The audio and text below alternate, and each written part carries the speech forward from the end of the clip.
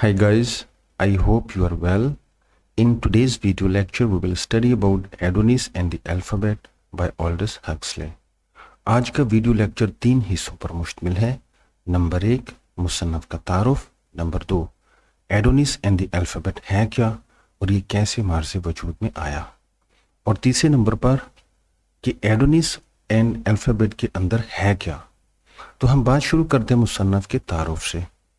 Aldous Huxley 1894 में England में पैदा हुए और 1963 में लॉस एंजल्स अमेरिका में उनकी डेथ हुई। ऑल्डस हक्सले एक इंग्लिश राइटर थे। उनका पूरा नाम है ऑल्डस लियोनार्ड हक्सले। उनका शुमार हक्सले ख़ानदान के मुमताज़ अफराद में होता है। ज़िंदगी के आखिरी हिस्सा में वो लॉस एंजल्स अमेरिका में सुकूनत इख्तियार कर गए और मौत तक उधर ही रहे। उनकी मौत 1963 में हुई। वो एक नावल निगार, मज़मून नवीस, कहानी नवीस और शायर थे। इसके अलावा वो सफ़रनामे और फिल्मी कहानियाँ भी लिखते रहे। अपने नावलों और मज़ामीन के ज़रिए उन्होंने समाजी अक़दार, मुआशरती अखलाकियात और समाजी आइडियल्स का बग़ौर जायज़ा लिया और बाज़ औक़ात उन्हें कड़ी तनकीद का निशाना बनाया। वो एक इंसानियत पसंद मुफक्कर थे। ज़िंदगी के आखिरी अयाम में वो फ़लसफ़ियाना तसव्वुफ़ की तरफ माइल हुए, यानी फ़िलोसॉफ़िकल मिस्टिसिज्म की जानिब। वो अपने ज़माने के नामवर दानिश्वर थे। Adonis and the alphabet. Adonis and the alphabet Aldous Huxley के मज़ामीन का मजमूआ है जो एक किताबी सूरत में मौजूद है। इसमें कुल 17 मज़ामीन हैं। ये मज़ामीन नफ्सियाती, फ़लसफ़ियाई और अक़ली पहलुओं पर रोशनी डालते हैं। उनके कुछ मज़ामीन तंज़ो मज़ाह जैसे अदबी अनासर का अहाता करते हैं। ऑल्डस हक्सले इस कदर इत्मीनान और ढटाई के साथ मुआशरती हमाकतों का तज़किरा करते हैं कि कारी खूब लुत्फ़ उठाता है और कारी के लिए हंसी रोकना महाल होता है। तंज़ो मज़ाह के साथ साथ ऑल्डस हक्सले के मज़ामीन में इल्म और दानिश का बेशकीमत ख़जाना छुपा है। इंसान में अपने माजी का हाल जानने की तमन्ना पाई जाती है। ऑल्डस हक्सले के मज़ामीन पढ़ने से मालूम होता है कि कारी या जो कोई उनके मज़ामीन को पढ़ता है अपने मुस्तबिल का हाल पढ़ रहा है। ऑल्डस हक्सले ने हिंदू फ़लसफ़ा, यूनानी फ़लसफ़ा, रोमी फ़लसफ़ा और इस्लामी फ़लसफ़ा पढ़ रखा था। पैराडाइज लॉस्ट में जॉन मिल्टन होली गोस्ट से मदद की अपील करते हैं कि पैराडाइज लॉस्ट को लिखने में उनकी मदद करे। ऑल्डस हक्सले चूँकि हिंदू, यूनानी, रोमी और इस्लामी फ़लसफ़े से गहरी वाक़फ़ियत रखते थे, जॉन मिल्टन की मानिद वो अपने मज़ामीन में फ़लसफ़ियाना मुतालिया से मदद हासिल करते हैं।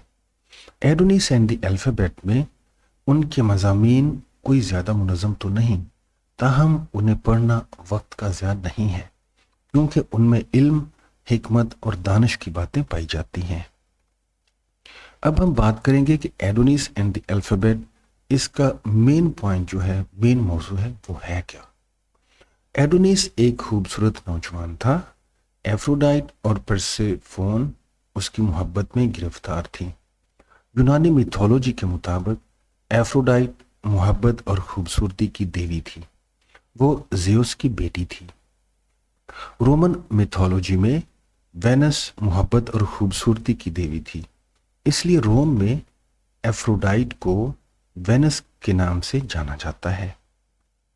एफ्रोडाइट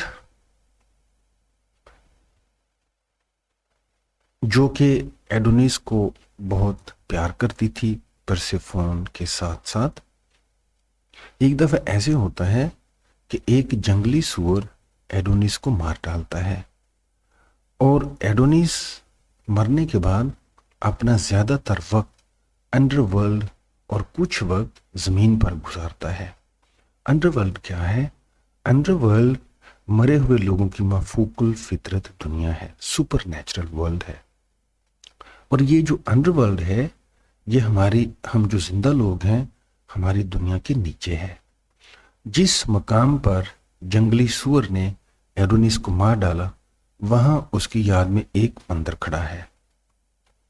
विलियम शेक्सपियर ने एक नज़म लिखी, उसका नाम है Venus and Adonis. William Shakespeare ने अपने इस नज़म में एफ्रोडाइट को हीरोइन करार दिया है। विलियम शेक्सपियर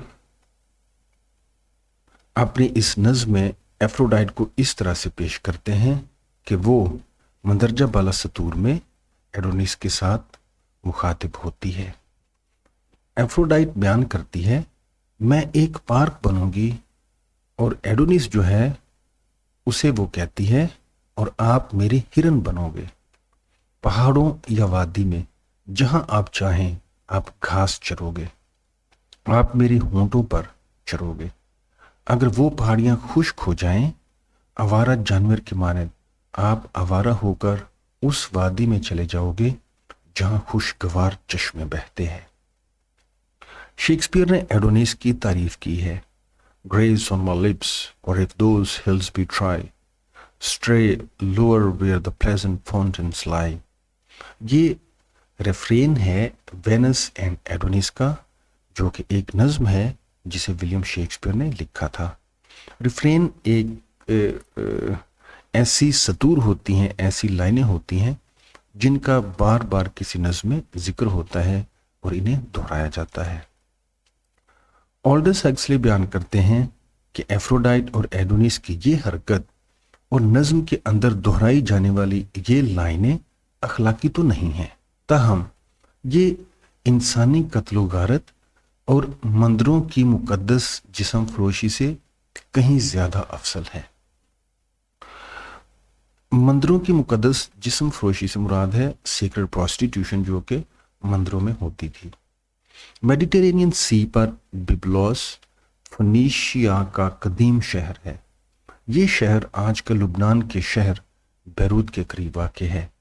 1921 में उधर खुदाई की गई। आसार कदीमा की खुदाई से पता चलता है कि ये शहर सदियों से मुसलसल आबाद रहा है। ये शहर इस कदर कदीम है कि यहाँ से 5000 साल कबल मसीह के बाकियात मिले हैं। दूसरी सदी कबल मसीह में ये शहर फोनिकिया का बड़ा शहर था और यहाँ बहुत बड़ी बंदरगाह थी। दियोदार और लकड़ी की दूसरी अकसाम यहाँ से मिस्र भेजी जाती थीं। यूनानी लोग पपायरस को बिब्लोस का नाम देते थे। ये पपायरस वो बिब्लोस से हासिल करते थे, इंपोर्ट करते थे। लफ्ज़ बाइबल इसी लफ्ज़ से निकला है। बाइबल में इस शहर का नाम गैबल बताया गया है और इसका जिक्र मिलता है हिजकियल की किताब में, उसका चैप्टर 27 और वर्स 9 में। बाइबल ये भी बयान करती है कि इस शहर के बाशिंदों की सरगर्मियां जो हैं वो समुद्री हुआ करती थी, यानी वहाँ पर बंदरगाह थी और ये लोग समुद्री रास्ते से तजारत का काम करते थे। लुबनान का एक गांव है जूबे। बिब्लोस शहर पर अब जूबे गांव का कब्जा है। बिब्लोस अब रोमानी ज़ायरीन का शहर है, यानी वो लोग जो प्यार मोहब्बत करते हैं, रोमांस करते हैं, उस शहर में ज़ियारत के लिए जाते हैं। यहाँ लोग एफ्रोडाइट देवी को सलाम पेश करने आते हैं। एफ्रोडाइट देवी वही है जो एडोनिस से मोहब्बत करती थी। बिब्लोस रोमानवी शहर से कहीं ज़्यादा अहमियत का हामिल है। ये वो शहर है जहाँ हरूफ तहज्जी ईजाद हुए। ये वही शहर है जहाँ ABC को निखारा गया और खुद में शक्ल दी गई। जुबान के बगैर हम कुछ नहीं हैं। हम अल्फाज की बदौलत अपने जज्बात और एहसासात जाहिर करते हैं। जुबान सोच और एहसासात को शक्ल सूरत फराहम करती है। ये जज्बात को लफ्ज़ों में ढालती है, हमारे सूझबूझ की अक्कासी करती है। जुबान की बदौलत हम अपना रवैया जाहिर कर सकते हैं, अपने जज्बात जाहिर करते हैं, अपनी फीलिंग जाहिर कर सकते हैं। हिकमत जुबान पर इन्हिसार करती है। सुकरात दानशवरों की दुनिया का पहला शहीद है। वो फरमाते हैं कि तहरीर कायम रहती है, यानी अल्फाज जो पेपर पर लिख दिए जाते हैं वो हमेशा कायम रहते हैं, जबकि बोले गए अल्फाज हवा में बिखर जाते हैं, इसलिए वो ज़्यादा आम नहीं होते हैं। حروف تہجی کی ایجاد سے پہلے لوگ لکھنے کے مختلف طریقے اپناتے تھے۔ زیادہ تر لوگ مصر کی علامتی زبان استعمال کرتے تھے جسے انگلش میں کہا جاتا ہے ہیروگلیفک رائٹنگ، اور بعض لوگ چائنیز زبان کی مانند تصویری زبان سے کام چلاتے تھے۔ تصویری زبان کو ایڈیوگرافک سمبلز کہا جاتا ہے۔